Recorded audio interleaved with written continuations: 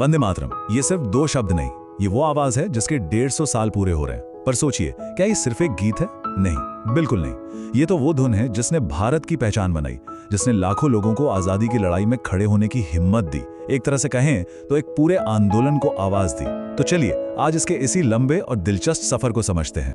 वंदे मातरम, सुजलाम सुफलाम, ये शब्द इन्हें सुनते ही है ना, एक अलग सी फीलिंग आती है। कुछ तो है इन पंक्तियों में। यही तो इस गीत का जादू है। एक ऐसी धुन जिसने न जाने कितनी पीढ़ियों के दिलों में देशभक्ति की वो चिंगारी जलाई है जो आज भी रोशन है। तो सवाल ये है कि आखिर ये गीत आया कहां से, इसकी जड़ें कहां हैं? वेल, इसकी कहानी शुरू होती है एक कविता से, और उस कविता को लिखने वाले एक महान शख्स से। हाँ, तो सब कुछ शुरू हुआ साल 1875 में, जब बंकिम चंद्र चटर्जी ने इसे एक कविता के तौर पे लिखा। फिर 1882 में ये आनंद मठ नाम के एक उपन्यास का हिस्सा बना। लेकिन कहानी में असली मोड़ आया 1896 में। ये वो साल था जब गुरुदेव रविंद्रनाथ टैगोर ने इसे पहली बार कांग्रेस के एक राजनीतिक मंच पर गाया। और बस यहीं से ये एक कविता से बढ़कर एक आंदोलन की आवाज बनने की राह पर निकल पड़ा।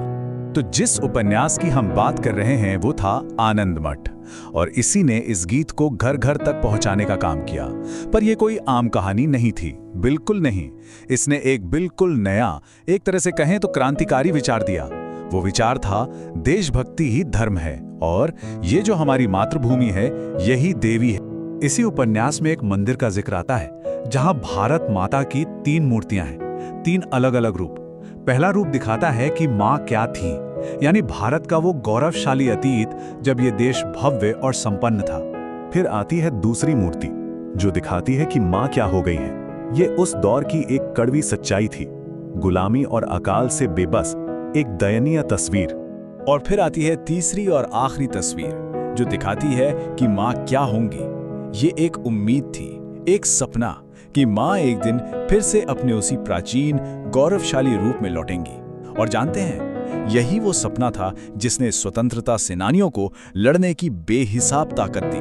पर यहाँ एक सवाल उठता है, एक कविता जो एक किताब के पन्नों में थी, वो आखिर पूरे देश की क्रांति की आवाज कैसे बन गई?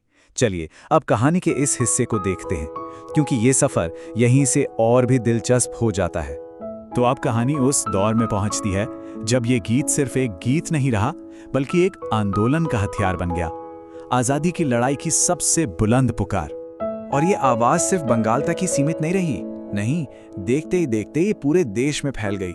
आप सोचिए, बरिसाल में हजारों हिंदू मुसलमान इसके झंडे लेके निकल पड़े। लाहौर में नौजवानों ने अंग्रेजों के हुक्म को मानने से इनकार कर दिया, वंदे मातरम के नारे लगाते हुए। दक्षिण में तूतीकोरिन में मिल मजदूरों ने पूरी रात मार्च किया, यही नारा लगाते हुए। और तो और, बात सिर्फ देश तक नहीं रुकी।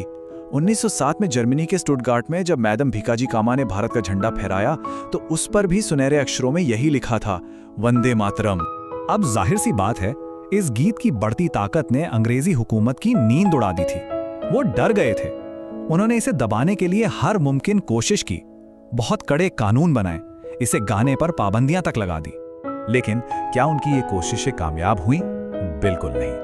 आप अंदाजा लगाइए, जब 1909 में लंदन में क्रांतिकारी मदन लाल ढींगरा को फांसी दी जा रही थी, उनके आखिरी शब्द भी यही थे, वंदे मातरम। अब ये गीत सिर्फ एक नारा नहीं रह गया था, ये बलिदान का, कुर्बानी का प्रतीक बन चुका था। तो आजादी की लड़ाई के लिए तो ये गीत विद्रोह की सबसे बड़ी आवाज बन गया। पर फिर देश आजाद हुआ और आजादी के साथ एक नया और बहुत बड़ा सवाल सामने आया।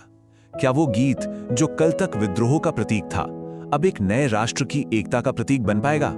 आजादी के बाद इस गीत को लेकर एक नई और बहुत गहरी बहस छिड़ गई, और इसी बहस के बीच से शुरू हुई इसे राष्ट्रीय दर्जा दिलाने की कहानी। अब देखिए, दुविधा काफी बड़ी थी। एक तरफ तो ये गीत हमारी आजादी की लड़ाई की सबसे बड़ी, सबसे कीमती विरासतों में से एक था, इसने पीढ़ियों को प्रेरणा दी थी।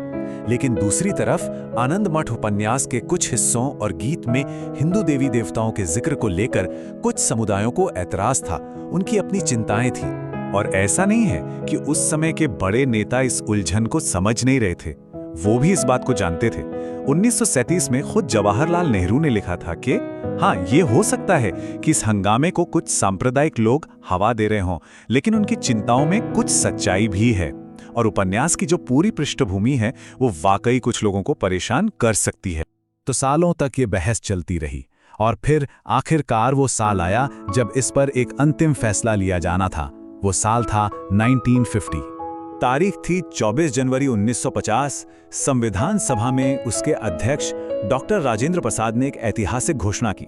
उन्होंने कहा, गीत वंदे मातरम, जिसने भारतीय स्वतंत्रता के संघर्ष में एक ऐतिहासिक भूमिका निभाई है, को जनगण मन के बराबर सम्मानित किया जाएगा और इसका दर्जा उसके बराबर होगा। और इस तरह इस फैसले के साथ वंदे मातरम भारत का राष्ट्रगीत बना। तो ये तो था इसका ऐतिहासिक सफर।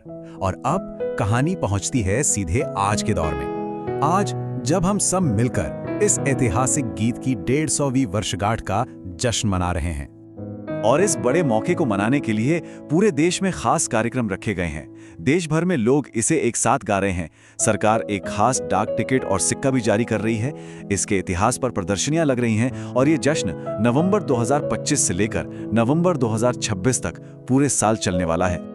लेकिन रुकिए, ये जश्न सिर्फ पारंपरिक तरीकों तक ही सीमित नहीं है। इसे आज की पीढ़ी के साथ जोड़ने के लिए इसमें एक बहुत ही मॉडर्न ट्विस्ट भी दिया गया है। एक डिजिटल कराओके कैंपेन शुरू किया गया है। जी हाँ, इसका मतलब है कि कोई भी कहीं से भी अपनी आवाज में वंदे मातरम गाकर उसे रिकॉर्ड करके अपलोड कर सकता है। और इतना ही नहीं, इसके लिए एक सर्टिफिकेट भी मिलेगा। अपनी विरासत से जुड़ने का इससे बेहतर और मॉडर्न तरीका और क्या हो सकता है ना?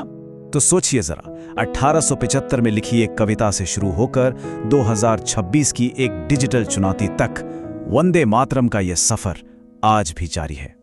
ये कहानी हमें बताती है कि कैसे कुछ पंक्तियां, कैसे एक धुन एक पूरे राष्ट्र की आवाज बन सकती हैं। तो अब सवाल ये है कि इस अमर गीत की कहानी का अगला अध्याय क्या होगा।